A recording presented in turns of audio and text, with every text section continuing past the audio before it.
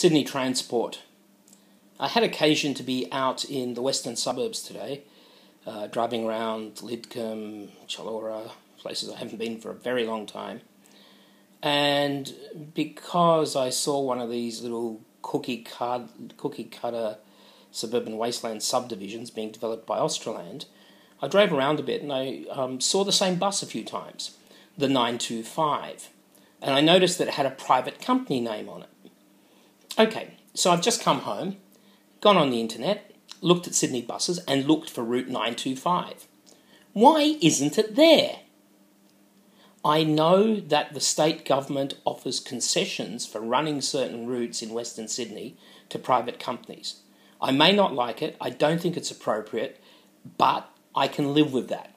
Private companies run the routes. That does not mean that these routes are not part of the transport infrastructure of Sydney.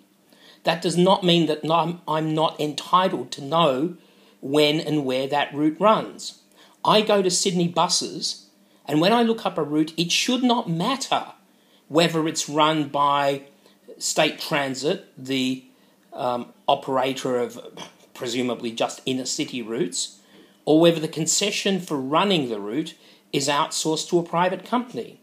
Surely the only thing that's significant about a concession is the fact that capital investment, risk and return accrue to another party. It's an investment issue. It's who will run these routes, who will invest in the infrastructure. As far as consumers are concerned, it should not matter who runs the route.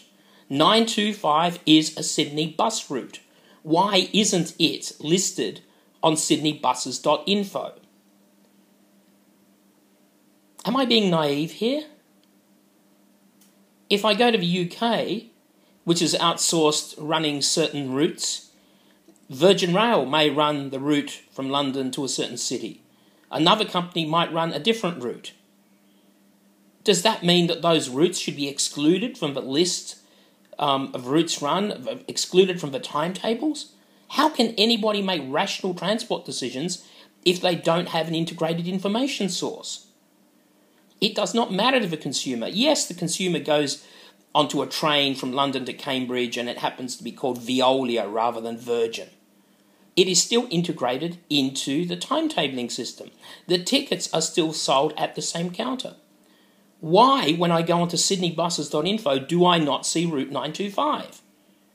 How does excluding that information from the main source of information for transport users achieve anything except inefficiency and, frankly, a desire not to use things? If you make it hard for people to use transport, they will not use it.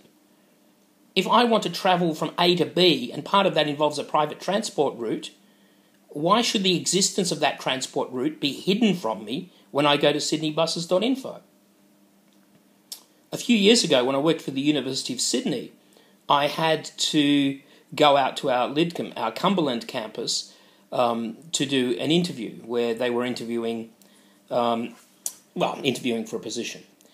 So I was on this interview committee, and I thought, oh yes, I could drive, that'd be pretty quick, but I thought I'd just play around with public transport.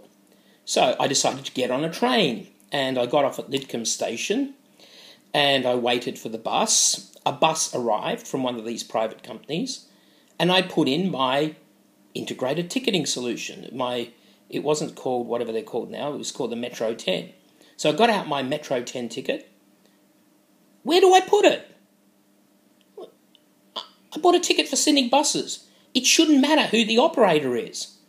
It doesn't matter whether it's Veolia or Virgin or whoever runs the normal Sydney buses. As a consumer, I should have the same experience no matter to whom the concession for capital investment, risk and return has been given. Why could I not put my Metro 10 ticket into a reader in that bus and go to the Cumberland campus? No, instead I had to get coinage out. Frankly, I was shocked. Not as shocked as when I first came to Sydney and found that the government has abrogated its responsibility to running transport in Western Sydney. It seems that public transport is only for people who live in the eastern suburbs and inner west. If you live out west, then you are beholden to private businesses. from a capital investment perspective, that may be appropriate. As far as I am concerned as a consumer, it should not matter to me. I should have the same experience no matter where I go. Gladys, are you listening?